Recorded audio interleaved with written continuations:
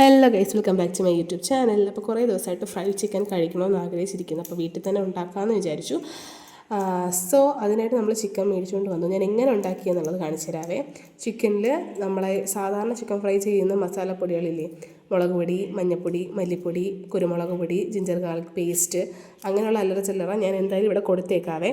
അതെല്ലാം കൂടി ഇട്ട് ജസ്റ്റ് ഒന്ന് മിക്സ് ചെയ്ത് മാരിനേറ്റ് ചെയ്യാൻ വെക്കുക. എന്നിട്ട് ഇതിലുള്ള കുറച്ച് മസാലപ്പൊടികൾ ചെറിയ അളവിൽ, സെയിം മസാലപ്പൊടികൾ തന്നെ ചെറിയ അളവിൽ നമ്മൾ ഏതാണ് നേരത്തെ ചിക്കൻ ഫ്രൈയിൽ യൂസ് ചെയ്തത് അതേ സെയിം ആണ്, അതിലേക്ക് മൈദാമാവ്, 1 കപ്പ് മൈദാമാവും 1 കപ്പ് കോൺഫ്ലോറും എടുത്തിട്ടിട്ട് ഇച്ചിരി ബേക്കിംഗ് സോഡയും, ബേക്കിംഗ് പൗഡറാണ് ഇടേണ്ടത്. എൻ്റെ ബേക്കിംഗ് സോഡ ഉണ്ടായിരുന്നുള്ളൂ. ബേക്കിംഗ് സോഡ ഇട്ടു. പിന്നെ മഞ്ഞൾപ്പൊടി ഓൾറെഡി നമ്മളെ മസാലപ്പൊടിയിലുള്ള സാധനങ്ങളാണ്.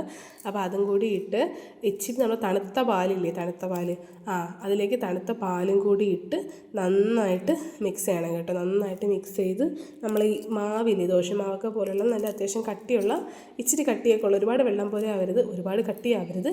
അപ്പോൾ പാലൊഴിച്ച് തന്നെ മിക്സ് ചെയ്യണം കേട്ടോ. പാലൊഴിച്ച് മിക്സ് ചെയ്ത് നല്ലൊരു ബാറ്ററാക്കി എടുക്കണം. ഈ ഒരു കൺസിസ്റ്റൻസിയിൽ ബാറ്ററാക്കി എടുക്കണം. ഇതിനകത്ത് എന്തൊക്കെ പൊടികൾ ചേർത്തു എന്ന് ഞാൻ എന്തായാലും ഈ സൈഡിൽ കൊടുത്തേക്കാവേ. ഈ രണ്ടിലും എന്തൊക്കെയാണ് ചേർത്തതെന്ന്, ചിക്കൻ ഫ്രൈ ചെയ്യണേലും അല്ല ചിക്കൻ മാരിനേറ്റ് ചെയ്തതിലും ഈ മാവ് ഉണ്ടാക്കിയത് എന്തൊക്കെയാണ് കൊടുത്തതെന്നുള്ളത് ഞാൻ സൈഡിൽ കൊടുത്തേക്കാം. ഇതിലേക്ക് നമ്മൾ ലെമൺ ജ്യൂസും കൂടി ഒഴിച്ചിട്ടുണ്ടായിരുന്നേ നേരത്തെ മാവിൽ.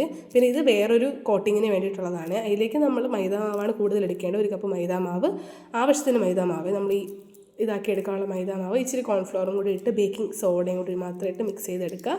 എന്നിട്ട് നമ്മൾ മാരിനേറ്റ് ചെയ്ത ചിക്കൻ, അത് മാരിനേറ്റ് ചെയ്യുന്നത് 1 മണിക്കൂർ മാറ്റി വെക്കണം കേട്ടോ. 1 മണിക്കൂർ മാരിനേറ്റ് ചെയ്യാൻ വെക്കണം. എന്നിട്ടാണ് എടുക്കുന്നത്. എന്നിട്ട് ആദ്യം മറ്റേ ആ ബാറ്ററിൽ ഒരു കോട്ട് ഉണ്ടാക്കിയിട്ട് രണ്ടാമത് ഇതിലൊരു കോട്ട്, ഈ നമ്മുടെ മാവിൽ ഒരു കോട്ട് ഉണ്ടാക്കി അതിലിങ്ങനെ കുടഞ്ഞെടുക്കണം കേട്ടോ. കുടഞ്ഞിട്ട് ക്രസ്റ്റ് വരുന്ന രീതിയിൽ എടുത്തതിന് ശേഷം എന്താ ചെയ്യുക, എണ്ണയിലിട്ട് വറുത്തെടുക്കുക. ലോ ടു മീഡിയം ഫ്ലെയിമിലാണ് ഇടേണ്ടത്. കാരണം ചിക്കൻ അകത്ത് വേകാനുള്ളത് കൊണ്ട്. പക്ഷെ ഞാൻ പറയുകയാണെങ്കിൽ നമ്മൾ ഈ ഇച്ചിരി വേവിച്ചതിന് ശേഷം, അതായത് ചിക്കൻ ഇച്ചിരി നേരത്തെ വേവിച്ചതിന് ശേഷം ഉണ്ടാക്കുമ്പോൾ നമുക്ക് അകം വെന്ത് കിട്ടും. ഞാൻ ഉണ്ടാക്കിയപ്പോൾ അങ്ങനെ ചെയ്തില്ല, അതുകൊണ്ട് ഇച്ചിരി വേവ് കുറവായിരുന്നു. പിന്നെ ഞങ്ങൾ വീണ്ടും ഈ വീഡിയോ ഒക്കെ എടുത്തതിന് ശേഷം ഞങ്ങൾ വീണ്ടും ചൂടാക്കി എടുത്തിട്ടുണ്ടായിരുന്നേ. പക്ഷേ അടിപൊളി സാധനമായിരുന്നു. കറക്റ്റ് നമ്മൾ പുറത്തുനിന്ന് മേടിക്കുന്ന ഫ്രൈഡ് ചിക്കൻ പോലെ തന്നെ ഉണ്ടായിരുന്നു. അപ്പോൾ എല്ലാവരും ഒന്ന് ട്രൈ ചെയ്ത് നോക്കണേ. ഞാൻ അതിൻ്റെ കൂടെ കുബ്ബൂസ് മേടിച്ചിട്ടുണ്ടായിരുന്നു. കുബ്ബൂസും ഈ ഫ്രൈഡ് ചിക്കനുമായിട്ടാണ് കഴിച്ചത്. അടിപൊളി ടേസ്റ്റ് ഉണ്ടായിരുന്നു. അപ്പോൾ ഓക്കെ ഗൈസ്, ബൈ.